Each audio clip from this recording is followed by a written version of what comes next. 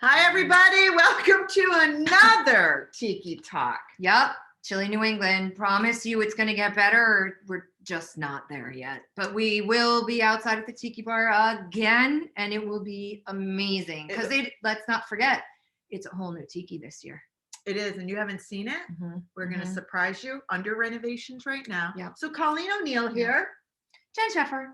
And today, Jen, we've decided, this is a toughie. How do you prepare once you've made the decision for yourself? Mm-hmm. If you're the one making the decision and somebody hasn't told you that they want a divorce, but you want the divorce and you're going to share it, how do you tell your soon-to-be ex? Yeah. You've obviously done a lot of work. You've done a lot of thinking. You have probably done a lot of counseling, and it either has gotten you so far and there is just nowhere else to go, or it just isn't ever going to get you the results you're looking for. So that conversation is not an easy one. How do we initiate that? It really isn't. I know that when I got divorced, the conversation, I'm sure he will tell you, was a little bit different than the way I remember it. But basically it boiled down to the fact that he was not happy.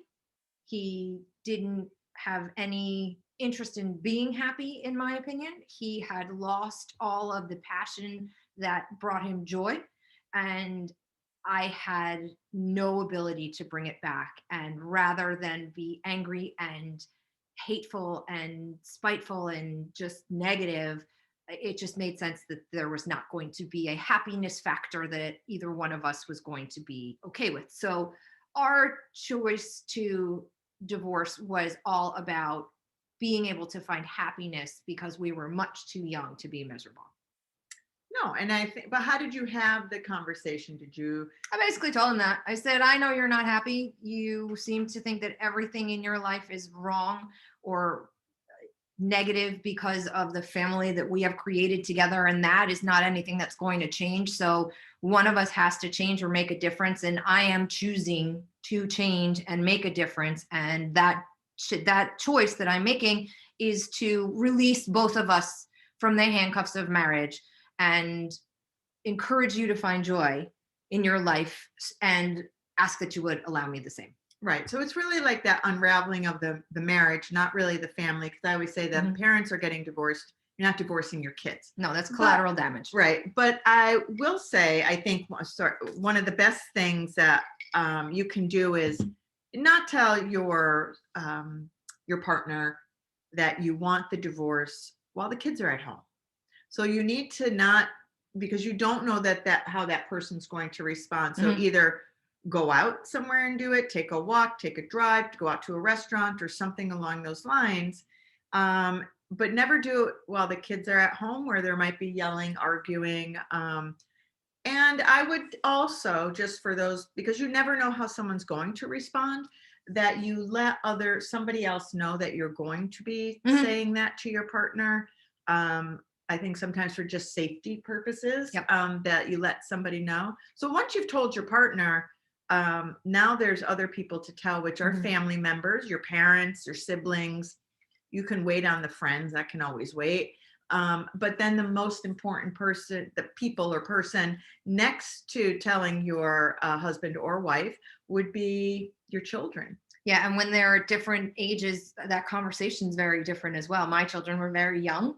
So the way that we had to kind of talk about what life was going to look like when daddy didn't live here anymore, right, was very different than somebody whose children were in high school. Sure. And they had seen so much negative and nasty potentially, or had heard the yelling and screaming, or any of the negative things that come along with a lot of relationships that fall apart. Yeah. And that conversation is very different because they're adults that you can talk to. So they probably knew it long before you, and then it's a question of being supportive to them, as opposed to, in how they relate to it. Right.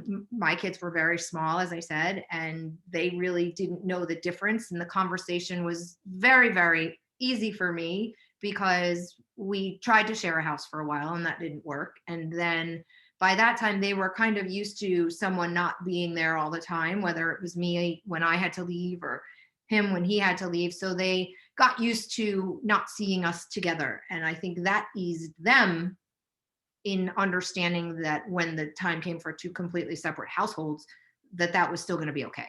Yeah, I mean, setting the stage like that. And I also think, as Jen was saying too and alluded to earlier, that there are different ages, but if you can sit the kids down together, that is the best way to tell any child of any age that both of you, mommy and daddy, are going to divorce, and what that looks like means what the kids want to know is that they're going to be safe, that their worlds aren't going to be turned upside down, that their schools and their friends, and you try to give them as much opportunity to share any questions they have, but you want to let them know those basic points that mom and dad are going to do everything they can to keep their lives as consistent as possible while mom moves out or dad moves out or whatever configuration you're going to come up with. But if you can have those conversations together as two parents, not as a husband and wife, but as two parents, that would be very beneficial. If I've had friends who